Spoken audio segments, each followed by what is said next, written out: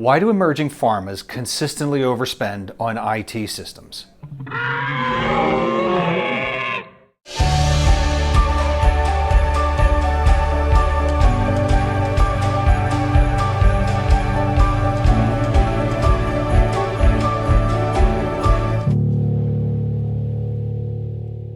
Hi, I'm Ed Morris with the Morris Group, here to offer some insights based on my 20+ years of experience working almost exclusively with emerging pharma, biotech, and medical device companies. Most of my clients are still in the clinical phase, which means no commercial operations and therefore no revenue. And so, every dime of capital is precious and must be reserved for R&D and submissions. So why do sponsors who are struggling to conserve cash go out and buy expensive enterprise-class IT systems? Most business leaders assume that they're going to need at least 5-point solutions to support operations. Salesforce automation to get your product to market, ERP to run financials and manufacturing, regulatory management for submissions, labeling, and archiving, adverse events and product complaints, and quality management and document management. If all of that isn't enough, now we have the Drug Supply Chain and Securities Act, which requires serialization systems, and medical device companies have the unique device identifier requirement to add even more to the pile.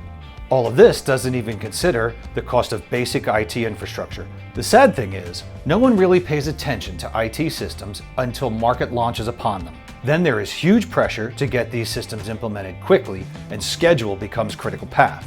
So what is the cost of legacy enterprise systems? The following is a breakdown of your average implementation costs of an enterprise system.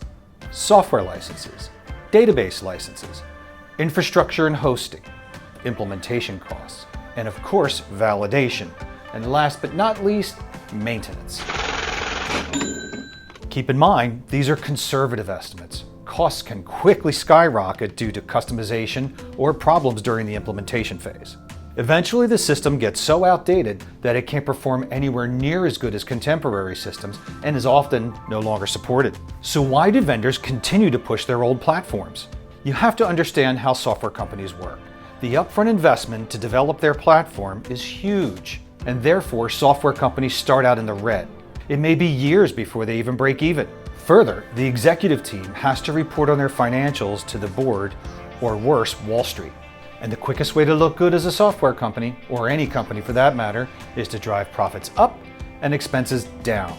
The problem for you is the time invested in installing and validating these systems makes it almost impossible to get out of them when the costs get too high. That's why it's critical that you select systems that are right-sized, which means they are functional, compliant, and cost-effective.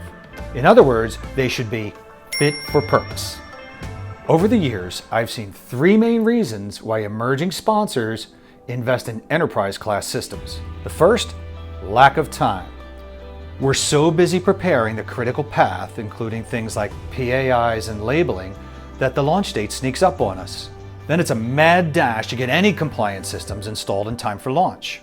The problem is that you're stuck with that system for at least 3 years, and that's how you end up riding a dinosaur.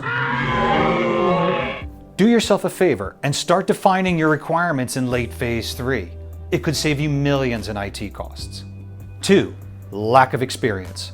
One of the benefits of being a consultant is we get to see many different environments. We also get to see new platforms and solutions as soon as they're announced. Conversely, department heads must stay internally focused to ensure things run smoothly. Pretty much the only time they get to see new solutions are at industry trade shows, but even those are becoming less attended. 3, fear of change. Many department heads are not hired until very close to launch. However, launching a new product is a very stressful time, filled with lots of risks. And some folks have great operational experience, but have never actually been through a product launch before. Crazy schedules, back-to-back meetings, and regulatory responses are the order of the day. Selecting a new IT system for their organization is just another risk that they'd rather avoid. So many think that they're playing it safe by deciding to go with a system that they used at their last company. The problem is that well-known system was appropriate in their former job, but is grossly overkill in their current company. When it comes to selecting IT systems, you need to have a strategy. And the strategy that I always recommend is start small and scale up. So there you have it, folks. In summary, here are the 4 steps that you can take to avoid riding dinosaurs when you select systems for your company. 1. Have a scale-up strategy. 2. Define requirements early. 3. Investigate new solutions or hire a consultant to advise you. 4. Don't be afraid to try new systems. It's likely to be the least risky thing you do. A truly experienced consultant can provide you with more options and a fresh perspective. Take some time to talk to those of us who are active in the sector. You have nothing to lose and everything to gain.